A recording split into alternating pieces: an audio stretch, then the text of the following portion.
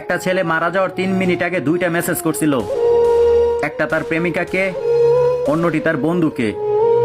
2টা মেসেজে এসে বলেছিল আমি চলে যাচ্ছি।